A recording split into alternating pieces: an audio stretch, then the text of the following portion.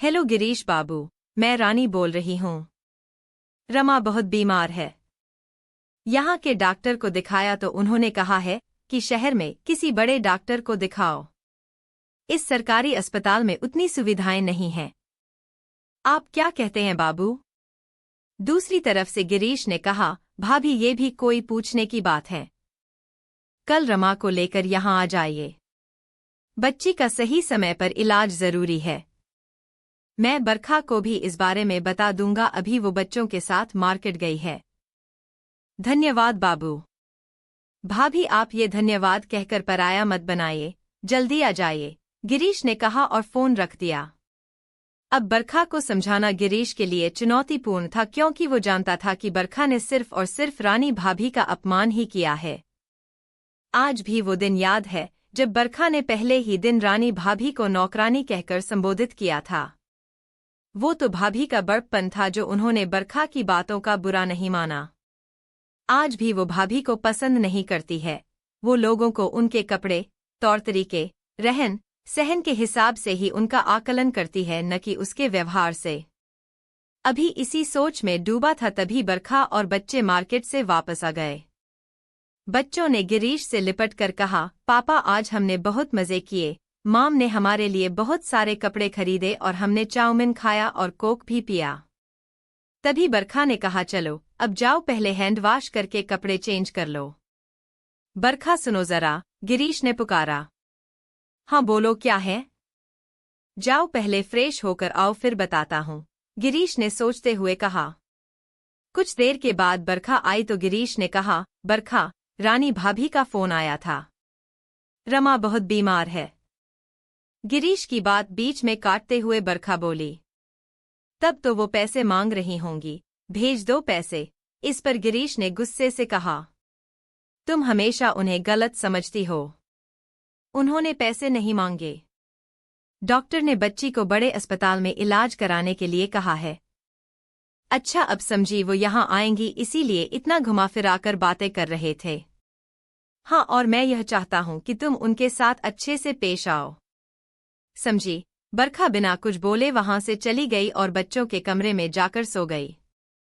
दूसरे दिन रानी रमा को लेकर शहर आई। गिरीश उन्हें रेलवे स्टेशन से घर ले आया। बरखा ने उन्हें देखकर खुश होने का दिखावा किया। तभी रानी ने पूछा, बच्चे कहाँ हैं? दिखाई नहीं दे रहे हैं। बच्चे स्कूल गए हैं, बरखा ने बताया। बरखा ने उन्हें स्टोर रूम में ठहरा दिया। गिरीश ने कहा, भाभी, मैं आज डॉक्टर से अपॉइंटमेंट ले लूंगा। इतना कहकर वह ऑफिस के लिए निकल गया। शाम को गिरीश बच्चों को लेकर आया। रानी भाभी को देख रोहन ने कहा, ये मेरे सोफे पर क्यों बैठी है?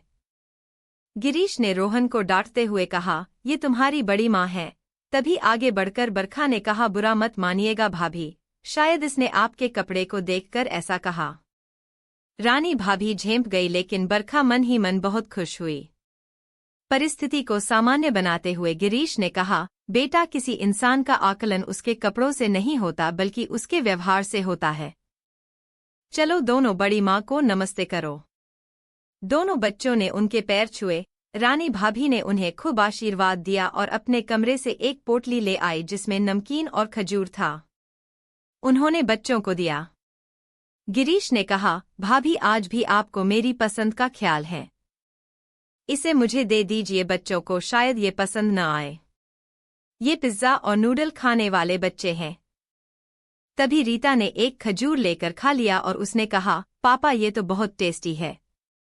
मम्मा आप खजूर क्यों नहीं बनाती?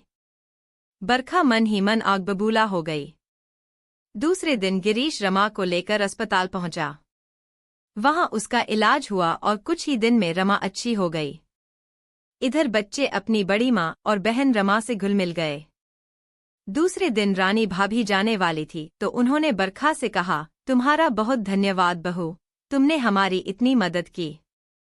बच्चे तो रोने लगे। बड़ी माँ को पकड़कर राहुल कहने लगा, अभी मत जाइए, और रीता रमा दीदी के लिए रोने लगी। मम्मा आप बोलो ना, बड़ी माँ और रमा दीदी अभी नहीं जाएं। बरखा ने बच्चों की बातों को अनसुना कर दिया। गिरीश की तरफ देखते हुए रानी भाभी ने कहा, हम तुमसे मिलने आए ना।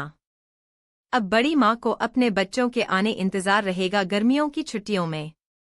गिरीश ने सहमति दे दी। नम आंखों से रानी भाभी ने बच्चों से विदाई ली। मम्मा मुझे कुछ खाने को दो ना।